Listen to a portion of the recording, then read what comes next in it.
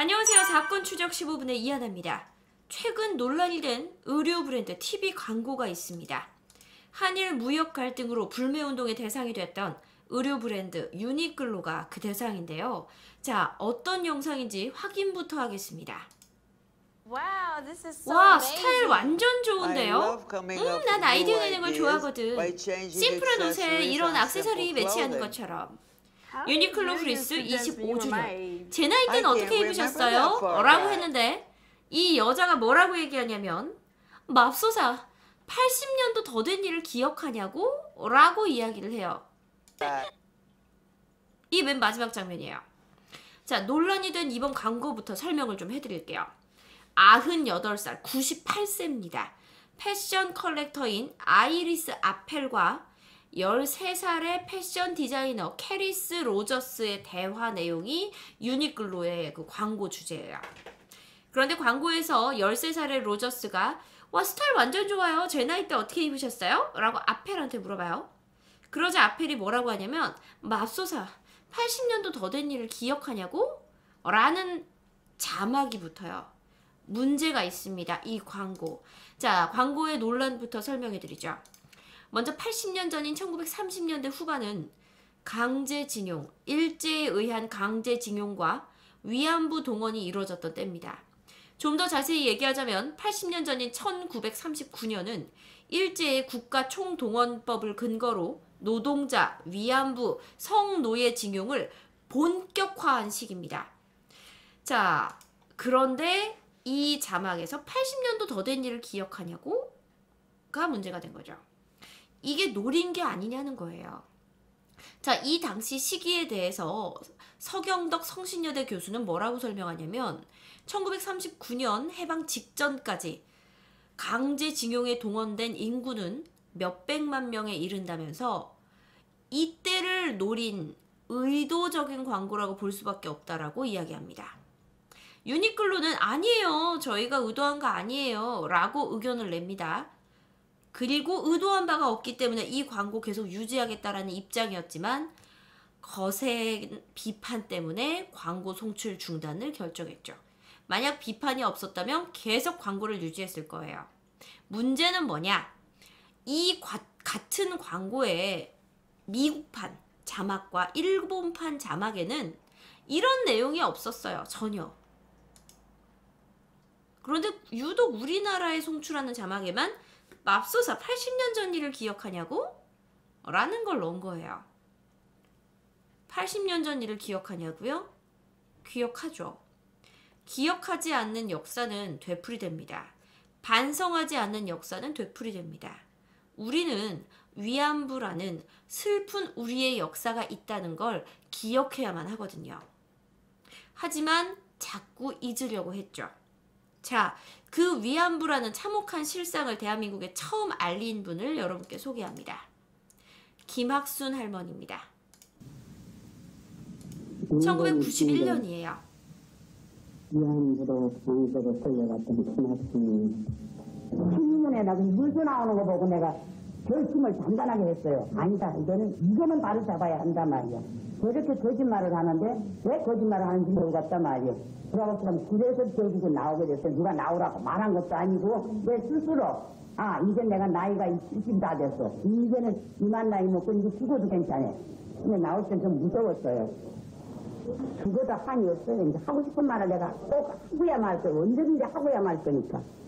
내 팔을 끌고 이리 따라오라고. 그래서 따라가려고 하겠어요. 무서우니까. 안 가려고 반항을 하니까. 발길로 참여서 하면은 징용 당시 상황을 설명하는 거예요. 죽을래, 따라갈래, 협박에 의한 거죠. 반항하고 내가 안 되면 너는 여기서 죽은 거야. 근데 그때 결국은 사람한테 참 기집애가 좀 이제 강간을 당하는 그 참혹한 끌려가면서도 강간을 당했던 상황을 설명하고 있어요. 말이 나오지가 못해서 강제로 못다 시키고 1991년 8월 14일 고 김학순 할머니가 카메라 앞에 나섰습니다.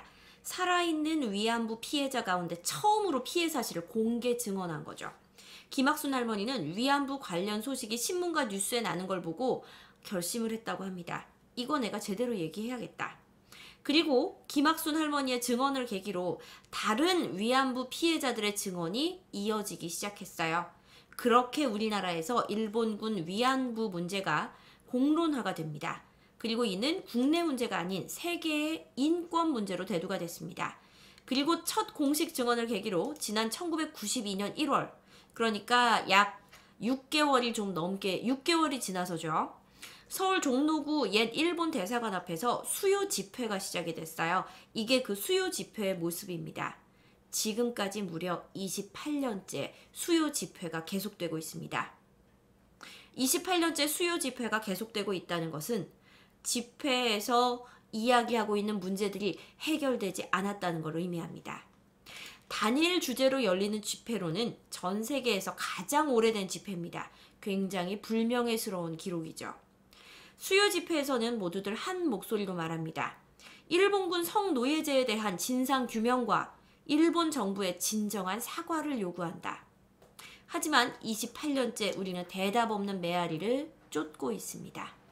그리고 고 김학순 할머니의 용기 있는 증언을 기억하고 일본군 위안부 피해자들의 명예와 인권을 회복하기 위해서 2012년 11차 일본군 위안부 문제 해결을 위한 아시아 연대 회의에서요. 8월 14일을 전 세계 일본군 위안부 기림일로 지정을 합니다. 하지만 2012년 당시만 해도 국가기념일로 지정이 안 됐었어요. 그러다가 2017년 12월에 이게 국회 본회의에 통과를 해서 2018년부터는 그 날이 8월 14일이 국가기념일로 확정이 됩니다. 그리고 올해 8월 14일입니다. 서울 백범 김구 기념관에서 2019년 일본군 위안부 피해자 기림의 날 기념식이 있었습니다.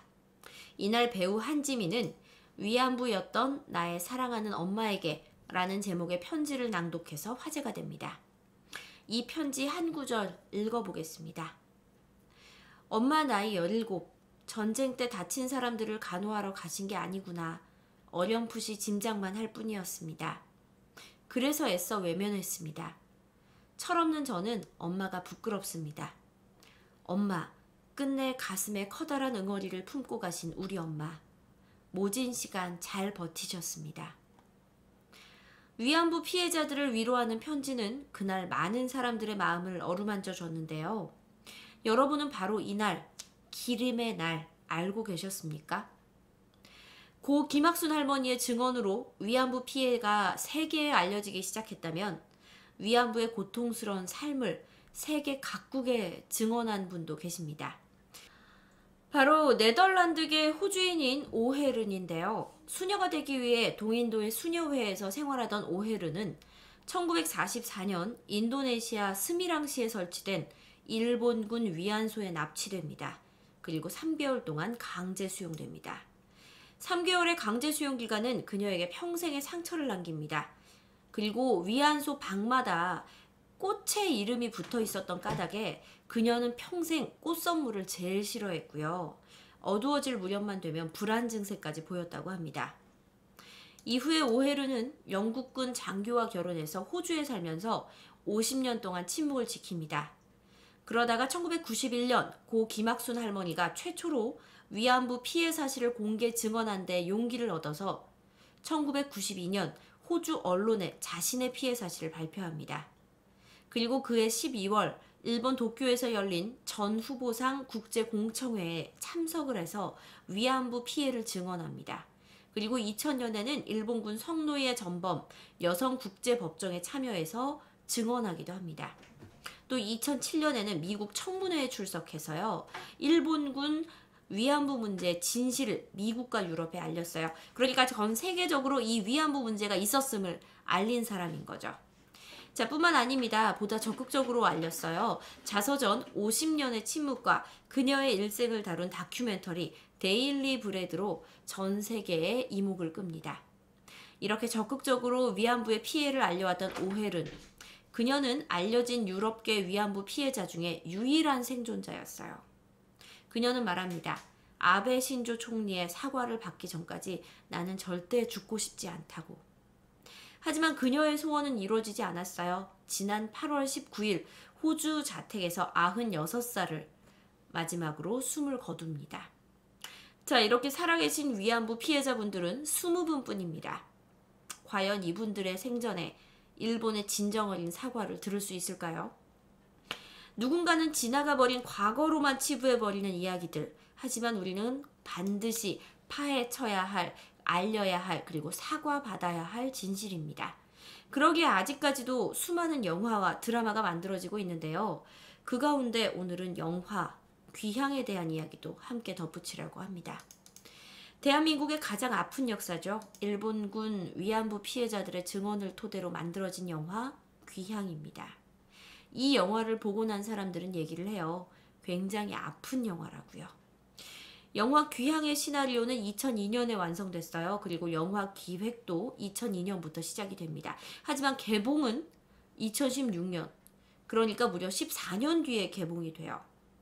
우리의 굉장히 가슴 아픈 이야기지만 이 영화에 대해서 투자자도 정부도 관심을 두지 않았기 때문입니다.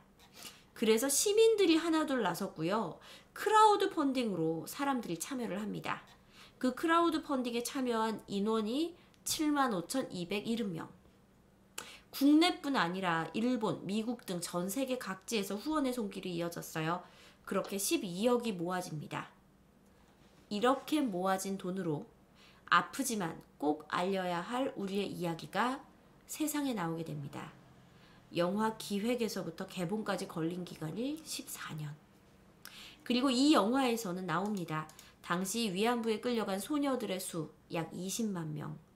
그 20만 명 중에 한국으로 돌아온 소녀들의 수는 오로지 238명. 소녀들의 평균 나이 16세.